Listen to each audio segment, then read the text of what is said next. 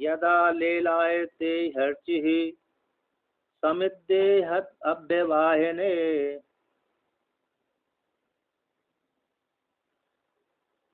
तदाज्य भागवंतरेण आहुतिः प्रतिपादित।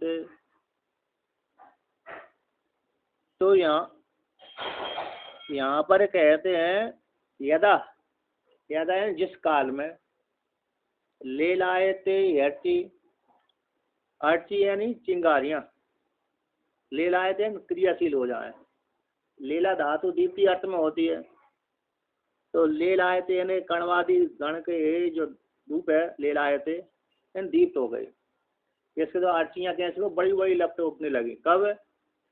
समिद्धे हव्य भाई, हवि का वहन करने वाले जो अग्नि है, अग्नि देवता है, सम्यक रूप से इद्दे प्रदीप्त हो जाने पर, है ना, सम्यक रूप से युद्ध हो जाने पर, प्रदीप्त हो जाने पर, जब अर्चियां चलने लगती हैं, चंचल हो जाती हैं, चेष्टा करने लगती हैं, बड़ी बड़ी ऊपर तक उठने लगती हैं, कहते हैं यदा जिस काल में ऐसी अवस्था प्राप्ति हो जाने पर, तदा उस काल में आज्य भागव, तो बोलते हैं आज्य भागव मतलब अग्नि सोम, अग्नि देवता संबंधी, सोम देवता संबंधी, इन दोनों देवता संबंधी आहुति का प्रक्षेपक, यानी क्या करते, अंतरण मध्य में आहुतियों को प्रतिपादित यानी प्रक्षेप करे।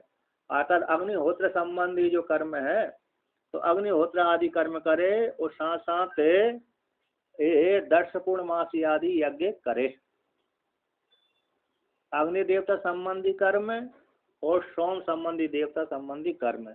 अग्नि देवता को बोध कराने वाला मंत्र के माध्यम से अग्नि देवता के लिए आहुति डाले और सोम मंत्र के द्वारा सोम देवता की आहुति डाले। तो यहाँ पर आज्य भागव है ना, आज्य भागव काट किया अग्नि सोमव, अग्नि सोम संबंधी देवता को निमित्त बना करके उनके मंत्रों के माध्यम से आहुति प्रक्षेप करना। यानी किसमें? आवनी अग्नि में।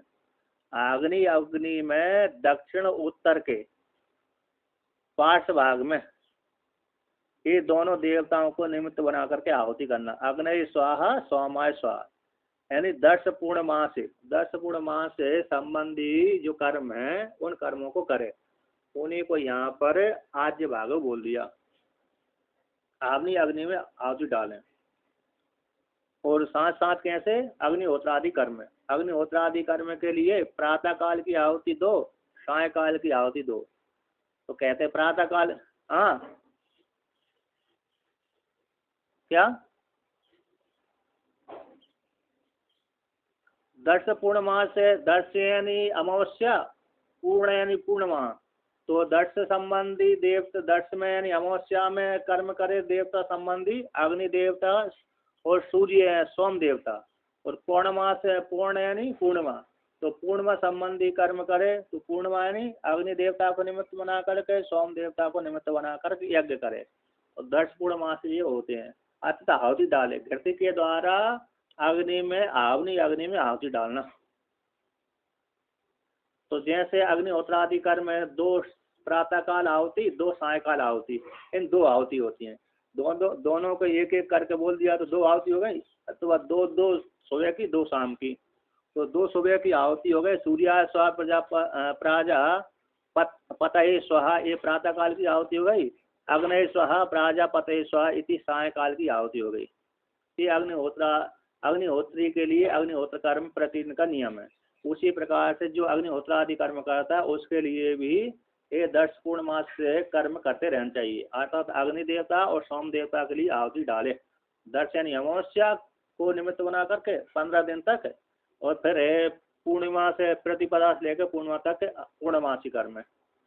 तो ये कर्म है आता दो दो आहुति उन देवताओं को निमित्त बनाकर, देवता अग्नि देवता सोम देवता को मंत्र बोल करके उनके कर्म करे। तो अग्निहोत्र आदि कर्मी के लिए ये विधान है, नियम है। भगवान भास्कर इसका व्याख्यान करते हैं। आहुति मध्य यानी बीच में, बहुत से यज्ञ होते हैं तो बहुत से यज्ञ के मध्य में इनकी आहुति भी डालें। जैसे अग्निहोत्र आदि कर्म करने वाला है व्यक्ति तो बीच बीच में फिर इनका भी 10 पूर्णमास यज्ञ का भी कर्म करे। आता तो उसके लिए नियम है कि जो अग्निहोत्र आदि कर्म को प्रतिदिन करना चाहिए।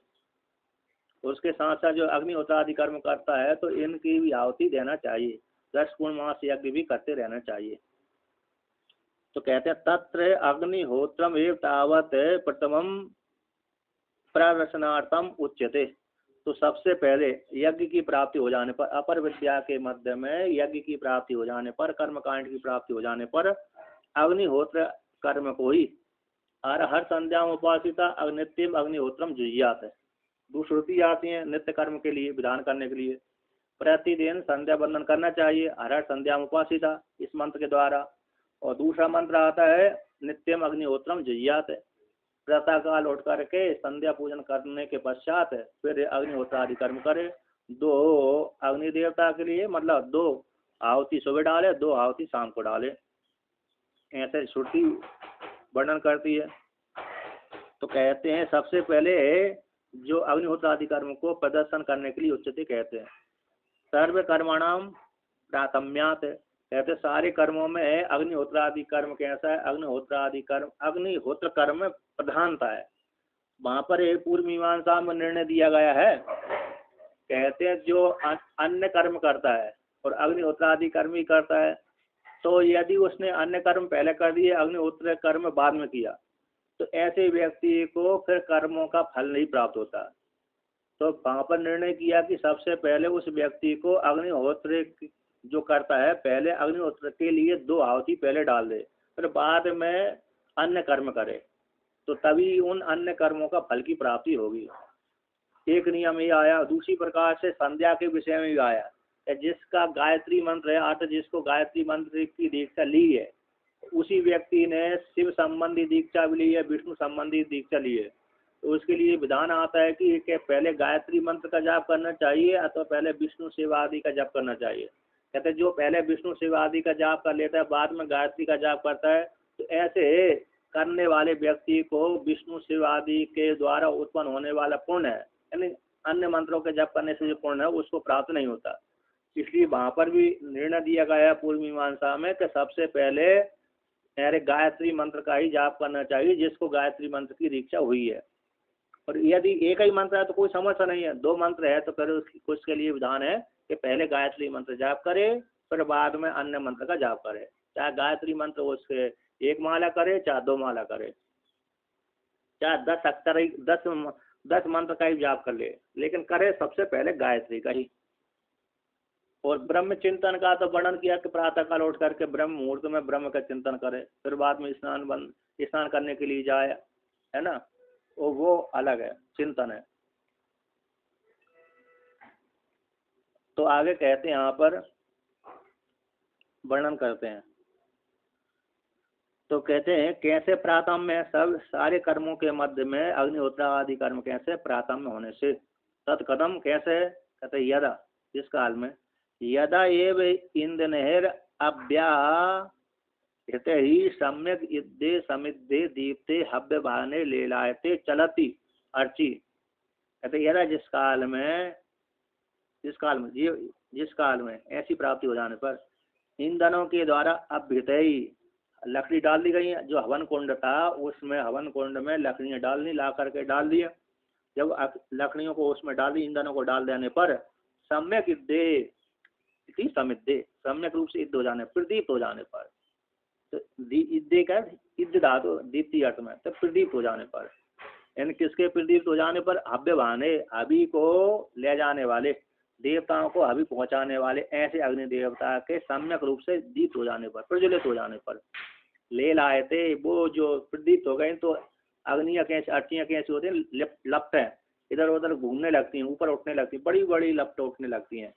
उस काल में है ये अर्ची जब चंचल हो जाती है, उठने लगती है, उस काल में तदा तस्मिन काले ले लाए माने चलती अर्चसी आज्य भागयोर अंतरण मध्य आवाप स्थाने आहुति ही प्रतिपादे प्रक्षिपेद देवता उद्देश्य। तदा तस्मिन काल में, अर्थात बड़ी बड़ी लपटें उठने लगे। अर्थात आहुति का नियम है कि जो जब धुआं उठ रहा है तब आहुति न डाले, तो धुआं उठने में ठीक नहीं रहता है, कि जब आहुति तभी डाले जब उसमें खूब लपट उठने लगे। तो उस काल में लीलाएं माने चलती अर्ची, अर्ची सी के जब चंचल हो जाने पर अर्थात बड़ी बड़ी लपट उठने पर आज्य भागव, तो कहते हैं आज्य भागव किसको बोलते हैं? आज्य भागव यानी आज्य भागों यानी अग्नि देवता संबंधी, सोम देवता संबंधी आज्य भागों के मध्य में, अंतरेण यानी मध्य में, आवाप स्थान है। आवाप स्थान का अर्थ किया यहाँ पर हवि के प्रक्षेप आधारे, आवनी अग्नि में हवि का प्रक्षेप का जो आधार है, हवि कहाँ पर डाली जाती है? खाली जगह में नहीं डालेंगे, यानी जहाँ पर अग्नि जल रही वहीं पर ही हवि डालेंगे। ऐसे हवि के जो प्रक्षेप का आधार है यानी आवनी अग्नि, आवनी अग्नि में उस आहुति को डालें, वो आवाप स्थान है। 1 नंबर टिप्पणी में दिया है आवाप स्थान का लक्षण। तो यहाँ पर 3 नंबर है ना। और जो आवनी अग्नि का टीकाकार करते हैं, आवनी अग्नि का लक्षण करते हैं टीका, जैसे आवनी अग्नि के दक्षिण उत्तर पार्श्वयो, दक्षिण दिशा उत्तर दिशा, जहाँ आवनी होगी वहाँ के दक्षिण दिशा हो गई उत्तर दिशा, उसके में जो आज्य भागव है तो वहाँ पर आज्य भागव ईजते, आज्य भाग में अर्थात आहुति डाले। किसके लिए डाले? दक्षिण उत्तर के पार्श्व भाग में, पार्श्व से नजदीक होता है, दक्षिण के पार्श्व आवनी अग्नि के दक्षिण के पार्श्व में, उत्तर के पार्श्व में, दिशा आमने सामने हो गई, उत्तर दक्षिण है ना। तो आवनी अग्नि के उत्तर दक्षिण के पार्श्व भाग नजदीक में, वहां पर आज्य भागव के, आज्य भागव यानी अग्नि देवता संबंधी, सोम देवता संबंधी आहुति का चयन करें। इन देवताओं को निमित्त बना करके आहुति डाले। अर्थात किस मंत्र को बोल करके आहुति डाले? अग्नये स्वाहा, स्वामाय स्वाहा, ये 2 देवता को मंत्र बोलकर, अग्नये स्वाहा ऐसा मंत्र बोल करके अग्नि देवता के लिए आहुति डाले, स्वामाय स्वाहा ऐसी सोम देवता का नाम बोल करके, मंत्र बोल करके स्वामाय स्वाहा ऐसे बोल करके आहुति डाले। इसकी आहुति डाले, घृत से आहुति डाले। आज्य यानी घृत होता है, आज्य का जो अर्थ होता है वो घृत है, अर्थात घृत से आहुति डाले।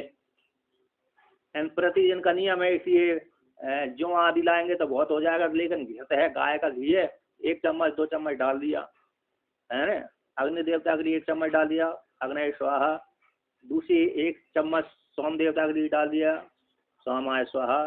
तो कहते हैं 10 पूर्णमास से, ये 10 पूर्णमास से आज्य भागव कहलाते हैं। अर्थात 10 पूर्णमास में किसको, 10 पूर्णमास जो कर्म होता है, 10 यानी अमावस्या संबंधी कर्म, पूर्ण यानी पूर्णमासी संबंध कर्म, 10 मास से और पूर्णमास से।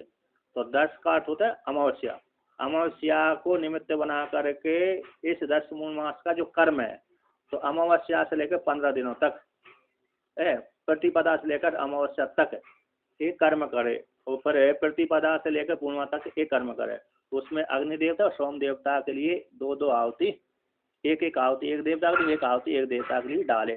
अर्थात ये आज भाग हुए, अर्थात आज की आहुति डाले इन देवताओं के मंत्र बोल करके। इनके लिए कहते हैं तयुर मध्य, इन दोनों के मध्य में, 10 पूर्णमास कर्म के मध्य में अन्य याग अनुष्ठीयन से, अन्य जो टीका बोल रहा हूँ मैं, कहते अन्य जो याग है अनुष्ठान किए जाते हैं। तन मध्यम, तो जहाँ पर अनुष्ठान किए जाते हैं याग, तो याग अनुष्ठान कहाँ पर किए जाएंगे? अग्नि में ही अनुष्ठान किए जाएंगे। कहाँ पर? याग का अनुष्ठान कहाँ होता है? याग मतलब आहुति डालना, यानी अग्नि में आहुति डालना, वो याग कहलाता है। तो ऐसे तन मध्यम जो मध्य स्थान है, ऐसे मध्य स्थान में तन मध्यम आवाप स्थानम उच्यते, अर्थात जहाँ पर आहुति डाली जाती है उसी को आवाप स्थान कहते हैं। यानी घृत उठा करके, जो पात्र में घृत रखा है चम्मच से घृत उठा करके उस आवनी अग्नि में आहुति डालना। तो आहुति जहाँ पर डाली जाती है उसी को ही आवाप स्थान कहते हैं। ऐसे आवाप स्थान में, यानी हवि के प्रक्षेप वाले, हवि जहाँ पर प्रक्षेप की जाती, डाली जाती, ऐसे आधार में यानी आवनी अग्नि में वो आहुति डालें। अग्नि देवता के लिए, सोम देवता के लिए। और अग्निहोत्र के जो कर्म है उन कर्मों में किसके लिए?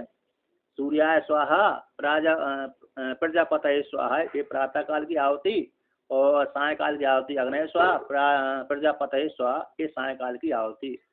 तो 2 आहुति है ना, दो दो आहुति हो गई, 2 सुबह की 2 शाम की और 2 आहुति इसकी 10 पूर्णमास की। तो अब आगे कहते हैं ऐसी आज्य भागयो इन अग्नि देवता संबंधी सोम देवता संबंधी इनके मध्य में जो आवाप स्थान है, ऐसे आवाप स्थान में आहुति को प्रतिपादित, तो प्रतिपादित काट कर दिया प्रक्षिपेद, प्रक्षिपेद करे डाल दे, छिपेद छिप प्रेरणे यानी फेंक देना, है ना, छिप प्रेरणे है, छिप फेंकना आता है, तो फेंक देना, कहाँ पर फेंक देना, मतलब अग्नि में फेंक देना, अग्नि में डाल देना, आता स्वाहा स्वाहा बोलकर बोल डालना।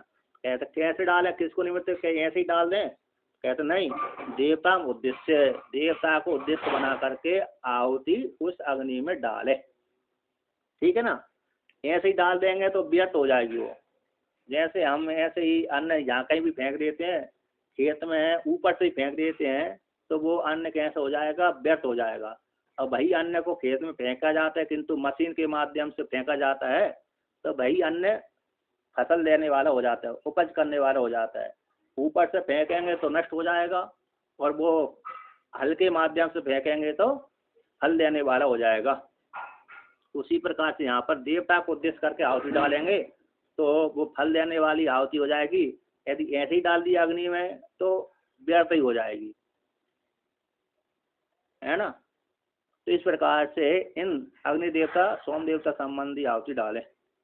अब और उसी प्रकार से आगे कहते हैं, और अग्निहोत्र में जो द्वित्व आहुति है, सूर्या स्वाहा प्राजापतये स्वाहा अग्नि स्वाहा प्राजापतये स्वाहा, इन आहुति को डालें। कहते अनेक, यहाँ पर आहुति ही, ये बहुवचन का प्रयोग किया, आहुति ही प्रतिपादित, आहुति तो 2 वचन है, तो अग्नि देवता संबंधी सोम देवता संबंधी, और कहते हैं प्रजापतये और सूर्या स्वाहा एक आहुति हो गई, अग्नि स्वाहा प्रजापतये स्वाहा एक आहुति हो गए, तो द्वित्व कहना चाहिए, है ना। आहुति ही ऐसे बोलना चाहिए, हरि हरऊ, हरि हरि ऐसा प्रयोग करना चाहिए, हरि ही आहुति ही, ये बहुवचन का प्रयोग क्यों कर दिया, ऐसी प्राप्ति हो जाने पर कहते नहीं, अनेक आहा प्रयोग अपेक्षाया आहुति रीति बहुवचनम, अनेक दिनों तक चलती आहुति डाली जाती, इसी हेतु से आहुति शब्द जो बहुवचन का प्रयोग कर दिया, आहुति ही हरि हरि हरि हरे, है ना। आहुति आहुति आहुति और आहुति अथवा आहुत्यई आहुत्यौ और आहुति ही ऐसा प्रयोग है, आहुति आहुत्यौ आहुति ही, ये बहुवचन का प्रयोग ऐसा कर दिया क्यों, अनेक दिनों तक चलता है, अनेक दिनों तक आहुति डाले जाने के कारण उसका बहुवचन का प्रयोग कर दिया, नहीं तो आहुत्यौ ये प्रयोग करना चाहिए थे, और तो आहुति ऐसे हरि हरई ऐसा प्रयोग करना चाहिए। तो अनेक जो अनेक हा में जो हा शब्द है वह ऐसे दिन का वाचक है ना। हन शब्द दिन का वाचक होता है, तो अनेक दिन तक प्रयोग की अपेक्षा को लेकर के आहुति ऐसा जो प्रयोग किया गया है, बहुवचन के प्रयोग किया गया, अनेक दिन अनुष्ठान चलने से। कहते हैं एषः सम्यक आहुति प्रक्षेपादि लक्षणम कर्म मार्गो लोक प्राप्त पंथा, ऐसे ये जो मार्ग है, ऐसा कर्म मार्ग है, ये कर्म कैसा, लोक प्राप्ति वाला मार्ग है, पंथाइन मार्ग, लोक की प्राप्ति के लिए ये मार्ग है। ये कैसे, सम्यक आहुति प्रक्षेप आदि लक्षण वाला कर्म है, अच्छी प्रकार शास्त्रीय विधि के द्वारा जो कर्म करेंगे, तो शास्त्रीय विधि के अनुसार आहुति का प्रक्षेप आदि लक्षण जो कर्म होता है वह लोक की प्राप्ति का हेतु बनता है, लोक की प्राप्ति का मार्ग है, प्राप्ति का हेतु मार्ग हो गया। अर्थात ऐसे शास्त्रीय अनुष्ठान करेंगे, शास्त्रीय विधि से यदि आहुति डालेंगे तो वह ही आहुति के प्रभाव से उस व्यक्ति को, उस कर्मी को तत्त लोक की प्राप्ति होगी, पृथ्वी लोक से लेकर के ब्रह्म लोक पर्यंत तक उस फल की प्राप्ति उस आहुति के द्वारा हो जाएगी। यानी उपासना के माध्यम से ब्रह्मलोक भी प्राप्त हो जाए, आहुति और उपासना के माध्यम से ब्रह्मलोक की प्राप्ति हो जाएगी, और स्वतंत्र है कर्मकांड के द्वारा पितृलोक रूप, पितृ अथवा स्वर्ग है, स्वर्ग लोक को भी पितृ बोल देते हैं अथवा पितृलोक अलग भी बोल देते हैं, तो कहते हैं पितृलोक रूप फल की प्राप्ति हो जाएगी आहुति डालने वाले को। कहते तस्य च सम्यक कर्णम दुष्करम, तो कहते यहाँ पर उसका जो करना है, किसका, आहुति को जो 10 पूर्णमास आदि कर्म है, अग्निहोत्र आदि कर्म है, अन्य अन्य विध के कर्म है, वह उनका करना कैसा दुष्कर होता है। कभी कभी व्यक्ति आलसी हो जाता है, कभी कभी बरसात आ गई तो लकड़ियाँ आदि भी नहीं मिली, कभी गाय नहीं है, गायों ने दूध देना बंद कर दिया तो घी समाप्त हो गया। अब गाय दूध नहीं देती है तो फिर घी कहाँ से निकलेगा, अब घी नहीं निकला तो आहुति डालने में भी समस्या। कभी कभी घर जीवन में समस्या जाती है, गृह कार्य नाना जंजाला, इसको लेकर के कठिनता हो जाती है। इसलिए तो कैसे तस् उसका करना सम्यक प्रकार से जो कर्म करना दुष्कर हो कठिन है। कहते हैं विपत्तियां तू अनेका भवंती, ऐसे ऐसे कर्म कांड करने में विपत्तियां बहुत आती हैं, सम्यक रूप से करने में कर्म कांड करने में विपत्तियां बहुत सी आती हैं। यदि घर जीवन हो गया और बच्चे खूब पैदा हो गए तो फिर विपत्तियां खूब आ जाते हैं। एक मतलब है ना, पैदा तो करना चाहिए खूब, तो समस्या हो जाएगी। कहते हैं एक पुत्र को है ना, एक पुत्र को ब्रह्मांड अरे बृहद्रथ वर्णन किया, जिसका एक पुत्र उसको पुत्र ही नहीं मानते। एक पुत्र को लिए पुत्र नहीं संज्ञा दी गई, अनेक पुत्रों उसके लिए पुत्र संज्ञा दी गई, एक पुत्र का कोई भरोसा नहीं रहता, ऐसा बृहद्रथ में वर्णन किया। एक ऋषि ने कहा कि मैंने सूर्य को एक रूप से उपासना करी थी, इसलिए तुम मेरे एक पुत्र पैदा हुए, अब तुम मैं बता आज्ञा देता हूँ तुम सूर्य को किरणों के माध्यम से उपासना करना, ये तुम्हारे पुत्र बहुत हो जाएंगे। ऐसा वहाँ पर बृहद्रथ उपनिषद में आता है। कहते विपत्तिस्तु अनेका भवन्ति, कर्म कांड करने में विपत्तियां बहुत सी आती हैं। गृह कार्य है ना, गृह कार्य आदि आदि है, समय आदि, हाँ समय का अभाव हो जाता है, विवाह आदि आदि में हो जाते हैं, अन्य अन्य कार्य में हो जाते हैं, समाज की व्यवस्था आ जाती है, इसलिए वो कर्म कांड करने में बड़ी कठिनता होती है। कहते हैं यहाँ पर कि कर्म कांड में जब विपत्तियां आ जाती हैं अथवा विवाह आदि को लेकर छोड़ दिया, शरीर में ही रोग आ जाएंगे, तो शरीर में यदि रोग आ गए तो तभी समस्या हो जाएगी। यदि बुखार आ गया तो कोई समस्या नहीं, बड़ी बीमारी हो गई तो समस्या हो जाती है। अब उठने चलने फिरने में दिक्कत हो गई, अब जब उठने फिरने चलने में दिक्कत हो गई तो फिर कैसा कर्मकांड करेगा वो। इस हेतु से वहां से बैराग दिलाने के लिए वर्णन कर देते हैं। अब आगे कहते हैं यस्याग्निः होत्रम् अदर्शम् अपौर्णमासम्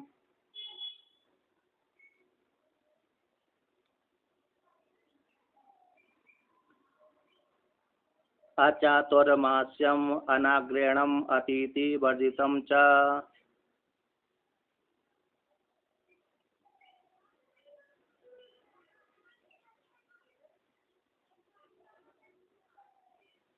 अहूतम् अवैश्वदेवम् अविधिना हूतम्।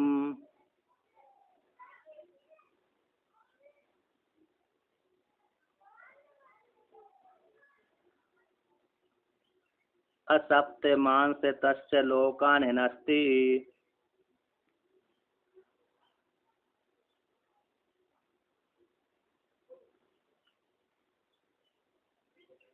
तो यहाँ पर कहते कर्म कांड को से वैराग दिलाने के लिए, ज्ञान कांड में ले जाने के लिए इस प्रकार से प्रयोग करते हैं। जो साधक है उसके लिए वर्णन करते हैं। कहते जो कर्मी जो है ही नहीं, कर्म करता ही नहीं है, उसके लिए तो शास्त्र कहता है, जबरदस्ती कहता है कि तुम करो और कामना पूर्वक कर्म करो, जिससे तुमको इस फल की प्राप्ति होगी। किंतु जो कामना पूर्वक करता था अब उसको वहां से उठा करके उपासना की ओर ले जाते हैं, उपासना से हटा करके फिर ज्ञान की ओर ले जाते हैं। शास्त्र का अरे कर्तव्य है कि जो कुछ करता ही नहीं है उसके लिए शास्त्र के नियम लगाते हैं कि तुम ये कार्य करो और फल के लिए करो। जब व्यक्ति फल के लिए करेगा तो प्रवृत्त हो जाएगा तो धीरे धीरे से उसको फल में अनासक्ति भाव पैदा हो जाएगा, और बाद में उसको कर्मकांड से हटा करके फल वाले कर्मों से हटा कर उपासना में ले जाएंगे। उपासना से देखा उपासना अच्छी प्रकार से करने लगा तो फिर उसको वहां से हटा करके फिर ज्ञान में ले जाएंगे। ऐसे एक दक्षिण भारत का उत्तर पूर्व पूर्व का पूर्व भारत के एक महात्मा थे, वो किसी गृहस्थ थे, तो कहते हैं उनकी मेरे विवाह आदि हुआ, पत्नी आए तो उनकी वो पत्नी थोड़ी मर गई। वो भी महात्मा अच्छे थे और उनकी पत्नी भी सुंदर थी, तो सुंदर होने कारण आज्ञा मानती होगी। ये कहते कुछ काल के पश्चात पत्नी उनकी मर गई, तो पत्नी मर गई तो उनको बड़ा धक्का लगा, मतलब दुख हुआ। तो पत्नी की प्राप्ति में उधर उधर भगने लगे। तो एक महात्मा के पास में गए, तो महात्मा ने उनको कहा कि मेरे को पत्नी चाहिए, वही वही चाहिए। तो उन्होंने एक साधना बतला दी। तो साधना बतलाने के पश्चात उन्होंने उपासना करी, देवी की उपासना करी। तो देवी को पत्नी रूप से चिंतन किया। तो देवी को जब पत्नी रूप से चिंतन किया तो देवी उनके सामने प्रकट हो जाती थी, किंतु पत्नी रूप में आती थी। तो देखा कि मेरी पत्नी यहाँ, देवी आई लेकिन पत्नी रूप में आई। तो अपनी पत्नी जान करके उसको जैसे स्पर्श करने की कोशिश करते थे, वो देवी दूर हट जाती थी। तो उसने देवी ने उनको जिस जिस गुरु ने उस बाबा उस व्यक्ति को मंत्र दिया था, उससे कहा कि तुम ये अब ज्ञान का अधिकारी है, इसको कहा कि मैं तुम्हारा असली गुरु नहीं हूँ, उस महात्मा के पास में जाइए, वह तुमको ज्ञान का उपदेश करेगा। फिर उसी तांत्रिक गुरु ने उस व्यक्ति को उपदेश कहा कि मैं तुम्हारे लिए एक नया गुरु है, अर्थात ज्ञान को, तुम कर्मकांड के अधिकार नहीं हो, उपासना का अधिकार नहीं हो, तंत्र के अधिकार नहीं हो, तुम ज्ञान के अधिकारी हो। इसलिए तुम वहाँ पर जाइए, अमुक देश में जाइए, अमुक प्रदेश में जाइए, वहाँ पर तुमको गुरु प्राप्त होंगे, वो ज्ञान का उपदेश करेंगे। तो वही बंगाल आदि से चले, वो शायद राजस्थान में आए तो कहाँ पर आए, तो वहाँ पर आकर के जिन महात्मा को गुरु बनाना था, उन्हीं महात्मा स्टेज पर प्रवचन कर रहे थे। प्रवचन करते ही उन्होंने बोल दिया, अमुक व्यक्ति को नाम लेकर के, आइए आइए, मैं तुम्हारा इंतजार कर रहा था। तो ऐसे उन महात्मा ने जब ऐसा प्रयोग किया तो उनको सुनकर के आश्चर्य लग गया। फिर बाद वो उनके साथ चले गए, उनके पास में रहने लगे। रहने के पश्चात वही व्यक्ति को महात्मा जी ने सबसे पहले झाड़ू पोंछा लगाया, झाड़ू पोंछा की ड्यूटी दे दी। फिर बाद में घोड़ा गाड़ी वो रखते थे, तो घोड़ों की सेवा दे दी। फिर बाद में देखा कि ठीक ठीक कार्य कर रहा है, पर वहाँ से ऊपर ऊपर उठा करके तो भगवान की सेवा लगा दी। भगवान की सेवा में बहुत डांटते थे महात्मा जी, कि परीक्षा लेते थे। तो बाद में अरे परीक्षा लेते लेते देखे कुछ प्रत्युत्तर नहीं देता, सहन कर लेता है। एक दिन कुछ भगवान कृष्ण की पूजा कर रहे थे, थोड़ी गलती हो गई, तो गलती हो गई तो वहाँ पर गुरुजी ने बहुत डांटा। तो डांटने के पश्चात अरे वो चले गए गुरु। तो बाद में गुरुजी से कुछ नहीं बोले, भगवान कृष्ण से कहने लगे, हे कृष्ण, तुम्हारे कारण में डांट पड़ी है। तो भगवान कृष्ण को मूर्ति में थप्पड़ मार दिया।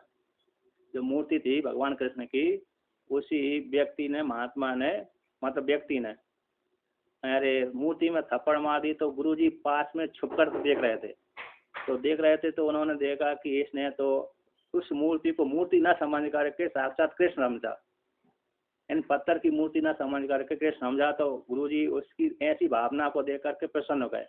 फिर कहा कि गुरुजी ने कहा कि चलो अब मैं तुमको ब्रह्म ज्ञान का उपदेश करता हूँ। और बाद में बड़े सिद्ध योगी हुए, दक्षिण भारत के वो महात्मा है, कोई नाम होगा, सरस्वती नामक कहलाए थे वो। तो यहाँ पर कहते हैं, तो मतलब क्या था, शास्त्र पहले कर्मकांड, जो अकर्मी है उसको कर्मकांडी बनाता है, उपासक बनाता है, फिर ज्ञानकांडी बनाता है। तो यहाँ पर वैराग्य दिलाने के लिए इसका वर्णन करते हैं। कहते यश साधकस्य, ऐसे जिस अग्निहोत्रादि कर्मी का, अग्निहोत्रम जो अग्निहोत्र आदि कर्म करता है, ऐसे अग्निहोत्र आदि कर्म जब तक ये कर्म नहीं करेंगे तो नाश हो जाएंगे। कहते यश व्यक्ति का अग्निहोत्र आदि कर्म कैसा है, आदर्श पौर्णमासम, आदर्शम बिना दर्श वाले, यानी सूर्य देवता अग्नय स्वाहा सोमा स्वाहा, ये पूर्ण दर्श संबंधी कर्म है, उसकी आहुति नहीं देता है ना।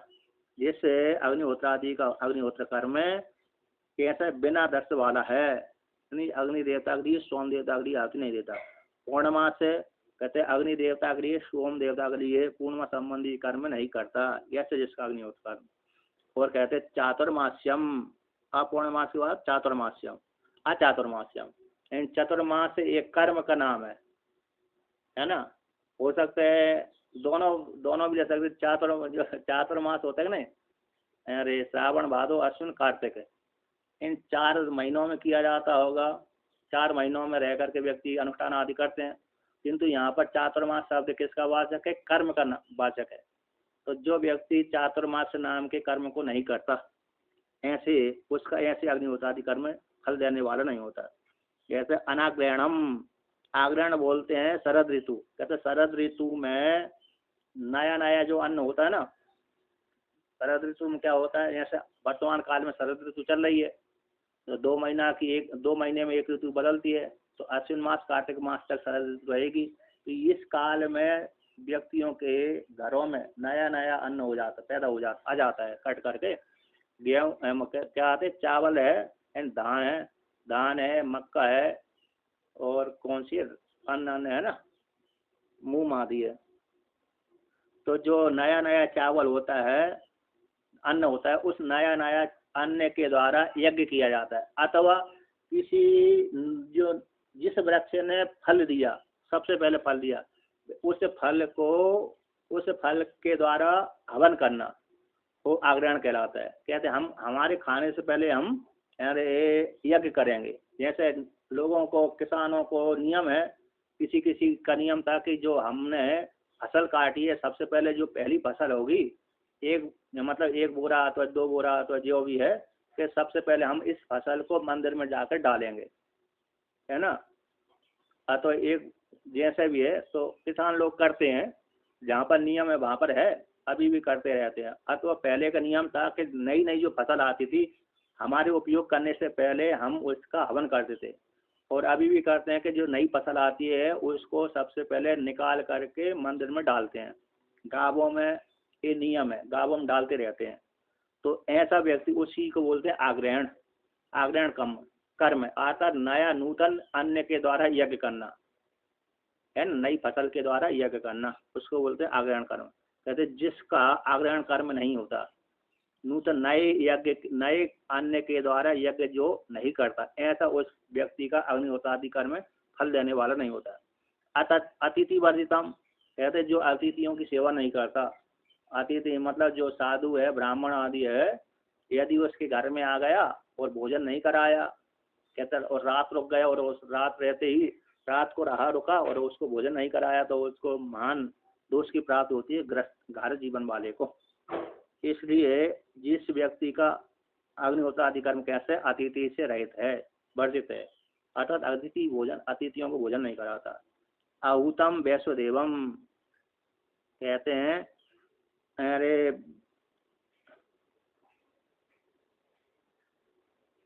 हाँ और क्या, इसलिए तो पूछा जाता है। इसलिए पहले परंपरा रही है ना, अतिथि देवो भव की। श्रुति कहती है, शिक्षावल्ली में यही नियम आया कि अतिथि देवो भव, मातृदेवो भव, पितृदेवो भव, आचार्य देवो भव, इन सबको देवता मान है। तो चाय पिलाना भी अतिथि देवता भव हो गए है क्या नहीं। चाय पिलाना, अब भोजन भी करा देना चाहिए, कराना चाहिए, नियम तो ऐसा ही है। लेकिन किसको कराना चाहिए, जो ब्राह्मण आदि है, साधु है, उनको। कहता आतंकवादी को करा दिया तो मुश्किल हो जाएगी, ऐसा नहीं, आतंकवादी को नहीं कराते।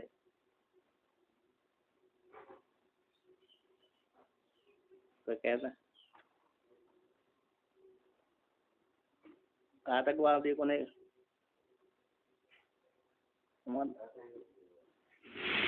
नहीं अब नहीं करना चाहिए। तो मतलब ये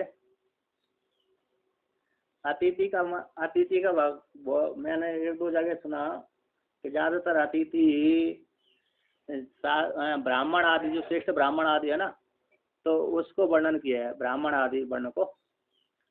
और बाकी तो फिर अन्य है।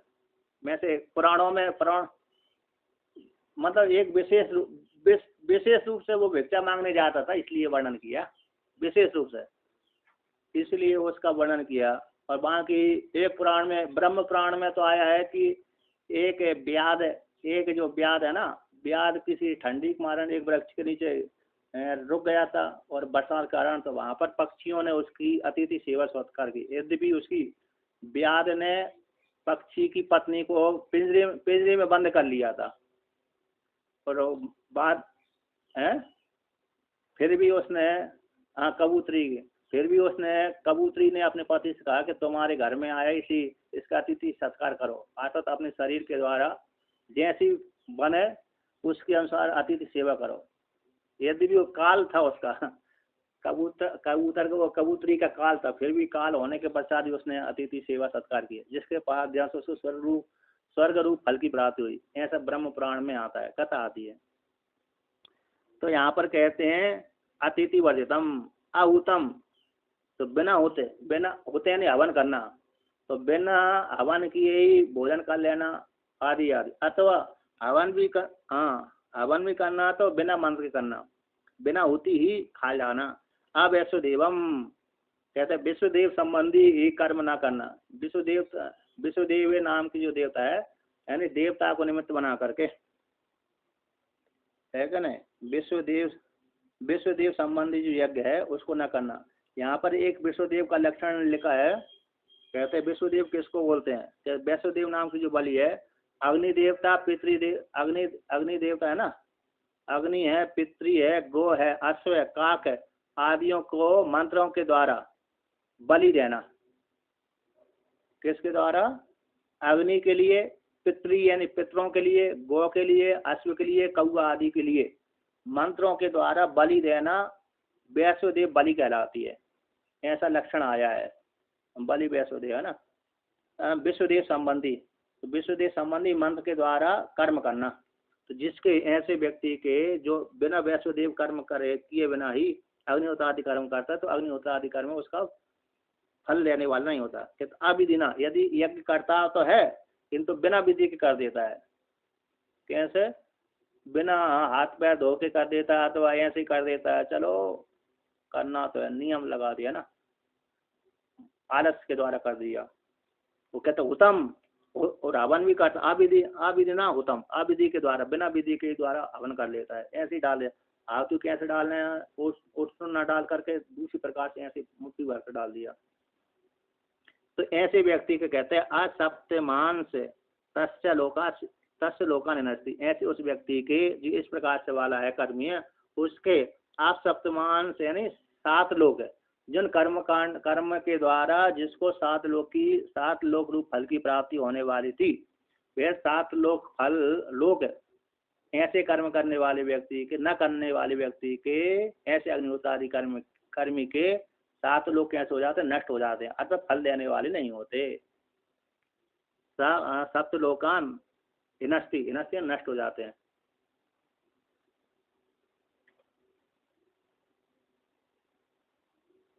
तो यहाँ पर कहते हैं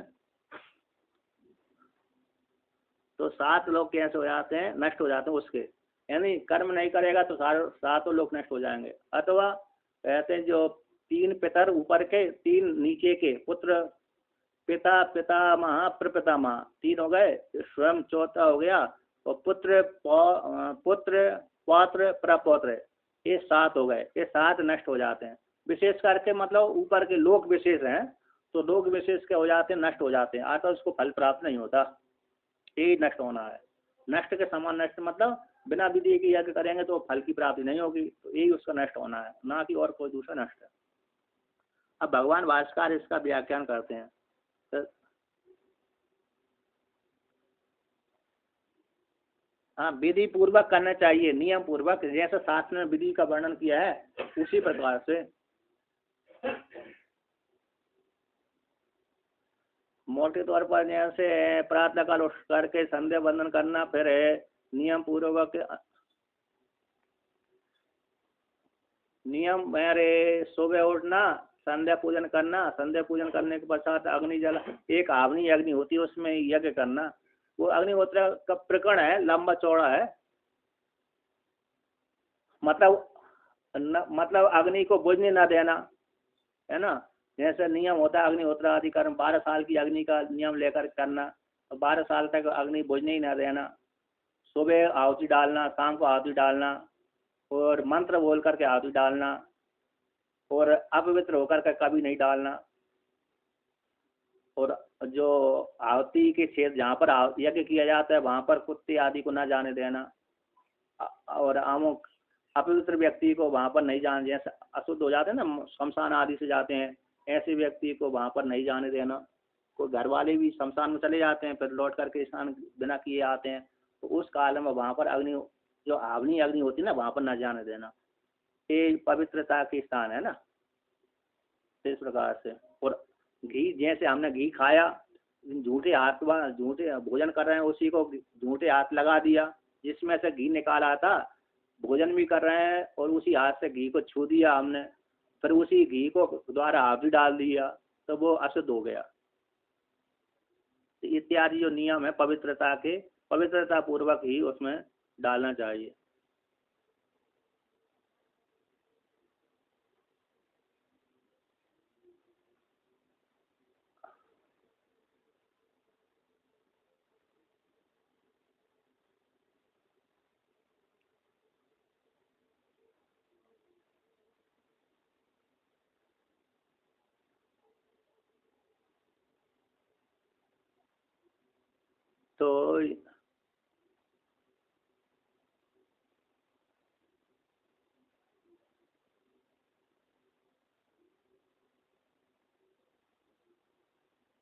तो यहाँ पर कहते हैं,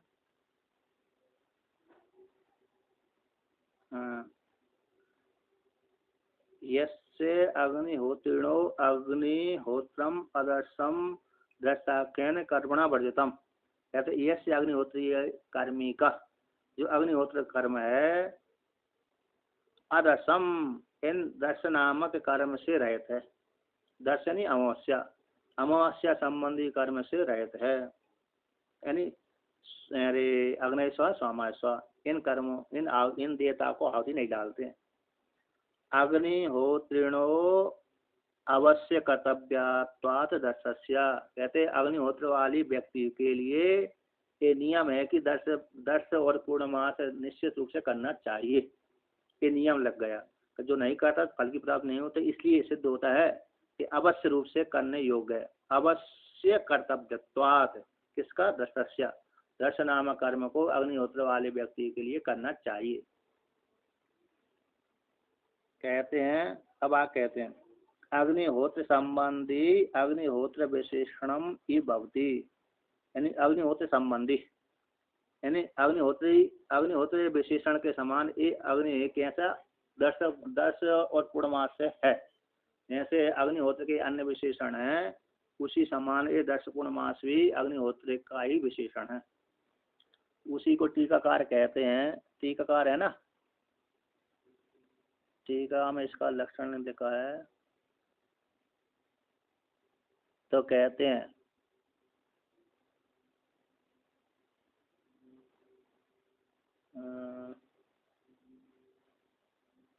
टिप्पणी में लिखा है, 1 नंबर टिप्पणी में देखते हैं।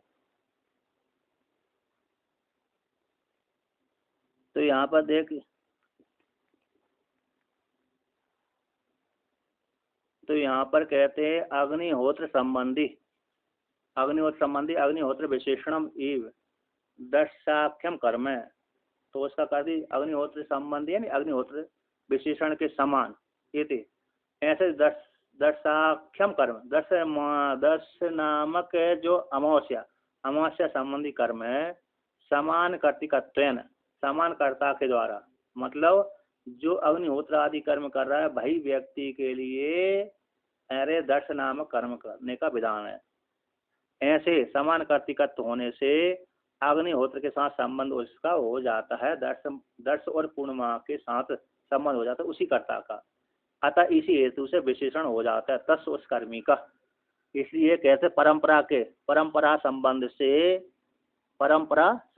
के द्वारा ही संबंध होने से ई विकार के द्वारा जाना गया। परंपरा से संबंध है कि जिस को जो व्यक्ति अग्निहोत्र आदि कर्म करता है वो समान कर्ता के द्वारा उसी के द्वारा 10 पूर्णमास कर्म प्राप्त हो जाने से संबंध परंपरा के द्वारा वह उसी व्यक्ति के लिए नियम है कि जो व्यक्ति 10 अग्निहोत्र आदि कर्म करता है उसके लिए 10 पूर्णमास भी यज्ञ करना चाहिए।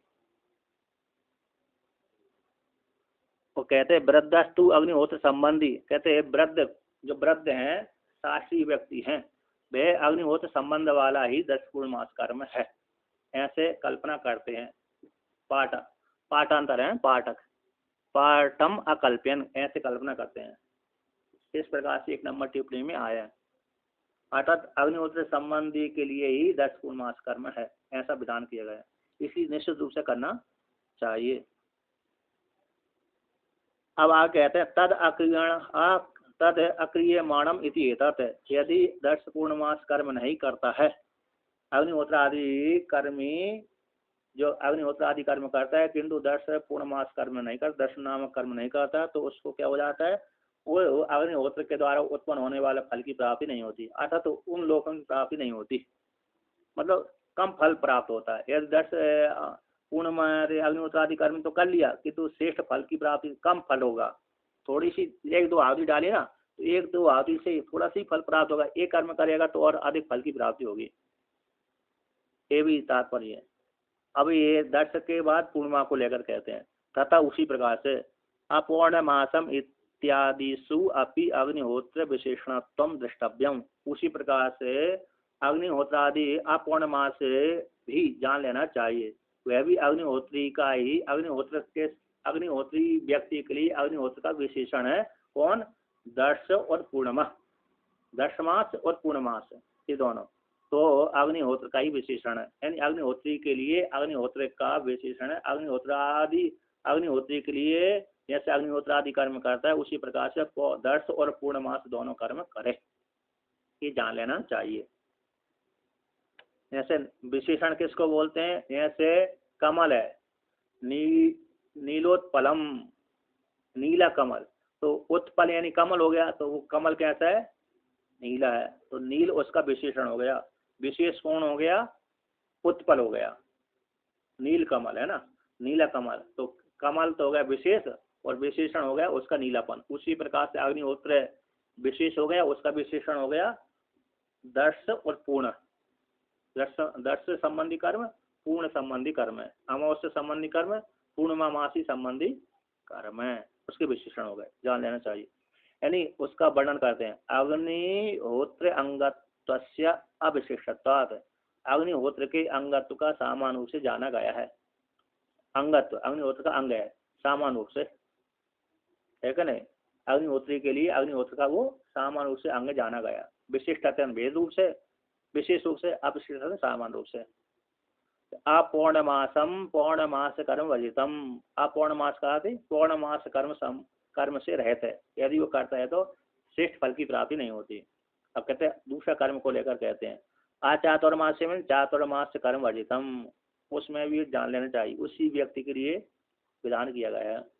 अनाग्रहणम यानी आग्रहणम, अनाग्रहण का अर्थ करती है यहाँ पर, आग्रहण शब्द का अर्थ करते हैं श्रद्धादि कर्तव्यम तच्च न क्रियते यस्य, जिसका तत्व है अनाग्रहण करने वाला है, जिस अग्निहोत्री व्यक्ति आग्रहण करने वाला नहीं होता है वो उसके उस फल की प्राप्ति नहीं होती। कहते हैं शरद आदि ऋतु में, आदि से अन्य ऋतु में जाना चाहिए, तो शरद आदि ऋतु में जो नूतन अन्न पैदा होता है, उस नूतन अन्न के द्वारा व्यक्ति यज्ञ कर्म करते हैं। दक्षिण भारत में अभी भी करते हैं, ऐसे दक्षिण भारत में जब क्या होता है, नव वर्ष चालू होता है वैदिक परंपरा के अनुसार, जो चैत्र मास के शुक्ल पक्ष की प्रतिपदा से नया वर्ष आरंभ होता है, उस काल में दक्षिण भारत में विशेष उत्सव मनाया जाता है।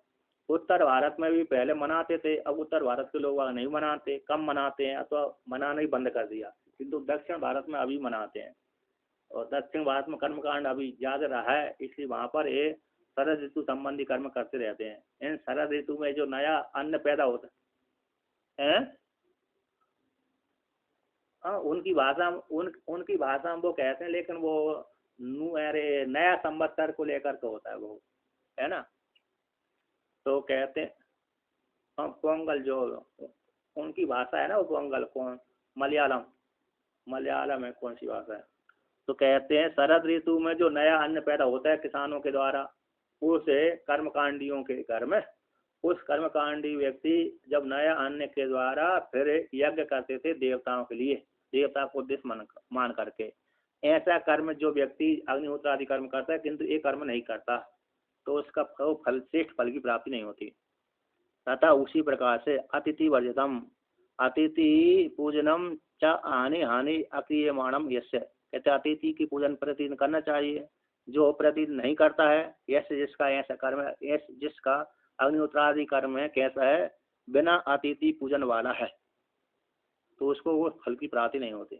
स्वयं सम्यक अग्निहोत्र काले अहुतम, स्वयं ही सम्यक रूप से अग्निहोत्र काल में हवन नहीं करता। अब अग्निहोत्र के लिए करना मतलब अरे सूर्य के उदय होने के थोड़े बाद ही कर देना चाहिए। कहते नहीं, 10 बजे कर लेंगे, 12 बजे कर लेंगे, है क्या नहीं। प्रमाद हो गई, मृत्यु होते है नहीं, तो अथवा चलो प्रमाद हो गया तो कर ही नहीं, उस दिन छोड़ दिए, कल कर लेंगे, तो ऐसा कर देता है। तो वो नहीं करता है, बंद ही करता ही नहीं है, तो ऐसा उसका। अदसादि बद अवैसुदेवम वैसुदेव कर्म वर्जितम, ऐसा दशादि कर्म है उसके अंग है, उसी प्रकार से अग्निहोत्री के लिए विधान किया गया, उसी प्रकार से अवैसुदेव संबंधी यानी वैसुदेव कर्म जो है नहीं करता, वैसुदेव संबंधी जो कर्म है वो नहीं करता है। वैसुदेव में वैसुदेव बलि का अर्थ है अग्नि, अग्नि देवता के लिए, पितरियों के लिए, गौ के लिए, अश्व के लिए, कौआ आदियों के लिए बलि देना मंत्र विशेष के द्वारा, ऐसे जो नहीं देता। अथवा वैष्णदेव संबंधी जो कर्म है मंत्रों के द्वारा विशेष कर्म है, वो विशेष कर्म को नहीं करता है ना, तो ऐसे उसको एक फल की प्राप्ति नहीं होती। वही मानम अपि अविधिना उत्तम ना यथा उत्तम यदि यद्यपि कहते हैं हुयमान होता है यदि यज्ञ करता है, किंतु अविधि के द्वारा हवन करता है, बिना विधि से ही ऐसे ही डाल दिया उठा उठा करके, है कि नहीं ठाकुर साहब, ऐसे ही डाल दिया। तो हाँ, तो ये बिना विधि के हो जाता। फिर भी आप डालते हैं ना, तो डालते हैं तो अच्छी बात है, लेकिन मंत्र पूर्वक डालते रहो तो कोई पुण्य मिलता है उससे। हाँ, मंत्र पूर्वक डालने से पुण्य मिलता है। हाँ हाँ, सही सही। तो विशेष प्रकरण देखूंगा मैं अग्निहोत्र वाला प्रकरण, तो उसमें विधि आएगी, उसका पूर्व विधि देखना पड़ेगा उसका। तो कहते हैं अविधि ना बिना विधि के हवन कर देता है, यथा उत्तम न यथा उत्तम, यथा शास्त्रीय विधि थी तो शास्त्रीय विधि के द्वारा नहीं करता, वैसे ही डाल देता है, तो उसका भी ऐसा हो जाता है। एवं दुसंपादितम, ऐसा इस प्रकार से ये कर्म कैसे बड़े दुसंपादित, बड़े कठिनता से संपादित होने वाले हैं। असंपादितम, कुछ संपादन ही नहीं करते, मतलब संपादित नहीं है, मतलब करता भी नहीं है बहुत से लोग। तो ऐसे अग्निहोत्रादि उपलक्षितम कर्म, अग्निहोत्रादि से उपलक्षित कर्म है। तो किम करोति, क्या करता है, यदि ऐसे व्यक्ति कर्म नहीं करता है, यदि भी कर्म दुष्संपादितम है किंतु करता ही नहीं है, तो ऐसे अग्निहोत्री व्यक्ति अग्निहोत्रादि कर्म नहीं करता है, तो फिर क्या करता है, किम होता है न करने वाले का। तो कहते हैं असप्तमान, सप्तम सप्तम सहितहान, सहित ना तस्य कर्तुर्लोकान हिनस्ति हिनस्ति आयास मात्र फलत्वाद। कहते हैं सप्तमान से सातों लोगों के सहित तत्सुष्कर्ता के, जो सातों लोगों के सहित हिनस्ति इव मानो नष्ट से हुए 7 लोग मानो नष्ट से हो गए, अतत आयास मात्र फलत्वाद। यद्यपि उसने किए अग्निहोत्रादि कर्म किए और बिना विधि के कर दिए, तो उसका मात्र प्रयास मात्र होता है।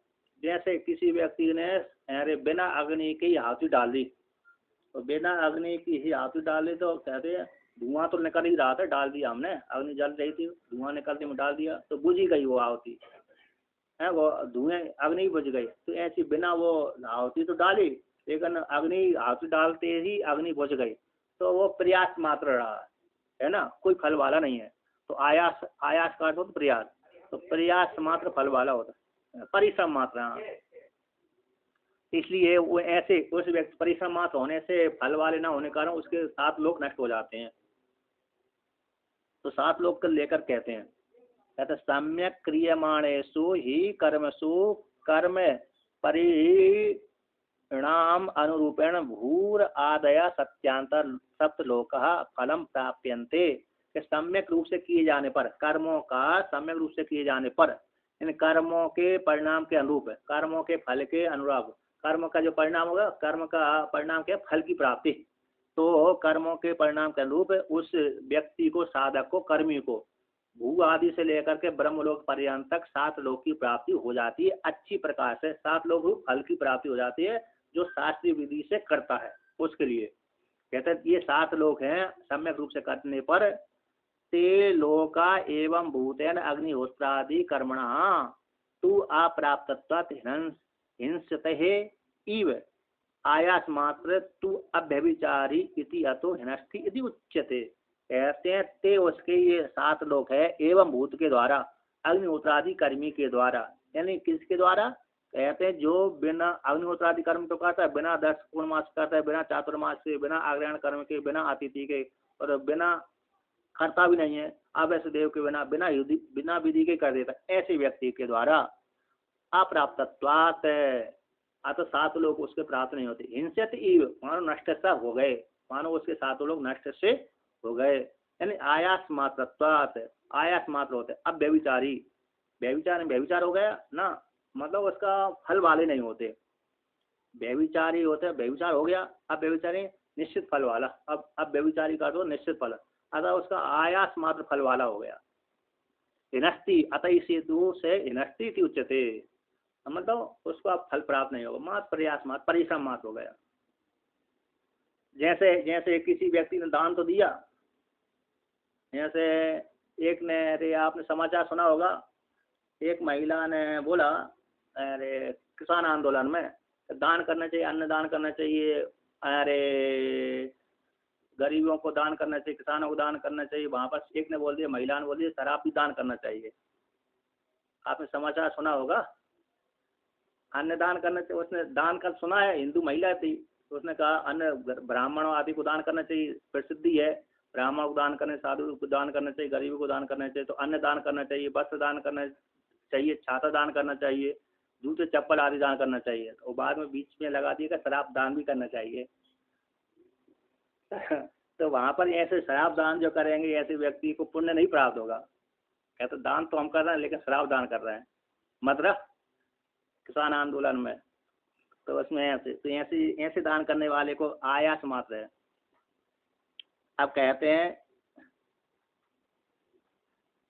हाँ, तो ऐसा वर्णन किया। प्रयास परिश्रम मात्र है, कोई आपको जैसे कुछ दूर गए लौट कर गया, जैसे पहाड़ पर चढ़े, चढ़ना चाहिए चोटी पर, किंतु आधी चढ़ कर लौट आए, तो आपका परिश्रम व्यर्थ ही होगा ना।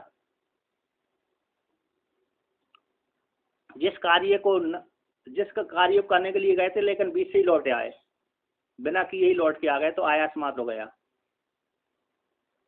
तो कहते हैं नष्टि उचित।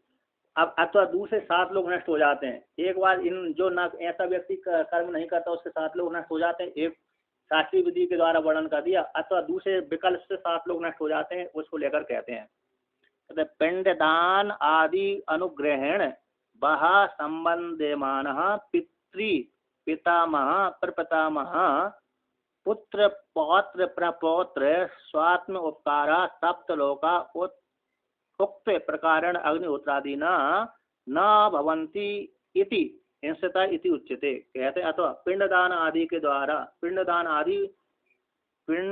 आदि अनुग्रह के द्वारा, जब हम पिंडदान आदि करेंगे तो पिंडदान के माध्यम से पितामह और पितामह उस करने वाले व्यक्ति के ऊपर अनुग्रह करेंगे, है ना, तो उसे करने वाले व्यक्ति का उपकार होगा, यानी उसके धन दान की वृद्धि होगी। तो जो व्यक्ति पिंडदान आदि नहीं करता है ना, ऐसे व्यक्ति नहीं करता, तो उसके ऊपर अनुग्रह नहीं होता। तो और कहते हैं पिता पितामह तो संबंधवाना, पिंडदान आदि के अनुग्रह से संबंधित होते हैं। कौन होते हैं? पिता पर पितामह, पितामह पर तीसरे नंबर पर प्रपितामह। तो पहला पिता हो गया, दूसरा पितामह हो गया, तीसरा प्रपितामह। इसलिए पिंडदान भाव जब श्राद्ध करते हैं ना, तो श्राद्ध काल में नियम है कि 3 ब्राह्मणों को निश्चित रूप से भोजन कराना ही चाहिए। यदि ज्यादा न करा सके व्यक्ति तो 3 ब्राह्मणों को तो निश्चित रूप से कराना चाहिए। तो 3 नित्य पितर होते हैं, तो नित्य पितर ही यहाँ पर पिता पितामह फिर पितामह उस 3 ब्राह्मणों के रूप में आते हैं। जब जिस काल में ब्राह्मण भोजन,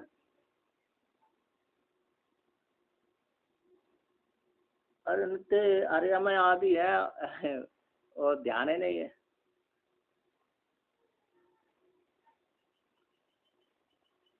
तो 3 नित्य पदार्थ में मेरे मतलब कंठस्थ से आज नहीं है। एक बार 2 पढ़ा था, कहीं कहीं लिख करके भूल गया मैं भी, कहाँ पर लिखा होगा। तो कहते हैं अरे तो तीन जो नित्य पितर होते हैं उनको, ये तीन नित्य पितर हमेशा बने रहते हैं, फल देते हैं, वही फल देने वाले होते हैं। किंतु जो हमारे तीन पिता होते हैं ना, तीन पिता, पितामह, प्रपितामह, यही तीन ब्राह्मणों के अरे शरीर में प्रवेश कर जाता है और ब्राह्मण के मुख से खाते हैं। इसी निश्चित रूप से जब श्राद्ध करते हैं तो तीन ब्राह्मण तो कराना चाहिए भोजन, बाकी ऊपर से 11 तक कराना चाहिए, है क्या नहीं? तीन तो अनिवार्य है। तो ऐसे जो तीन पिता हैं, और कहते हैं ये वो स्वयं स्वयं का स्वात्म उपकार करने वाले कहते हैं, और पुत्र पौत्र प्रपौत्र, जो तीन हो गए, पुत्र हमारा हो गया, पुत्र का पुत्र हो गया, फिर उस पुत्र के पुत्र का पौत्र हो गया, फिर पौत्र हो गया, ये तीन, ये सात हो गए। स्वयं करने वाला व्यक्ति स्वयं हो गया, और तीन ऊपर के तीन नीचे के, ये सात हो, ये सात लोग हैं।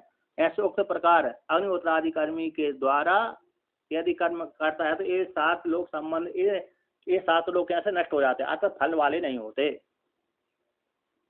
मतलब उक्त प्रकार अग्निहोत्रादि के साथ न भवंती, संबंधी नहीं होते, इसी हिंसते ही हिंसत कह देते हैं।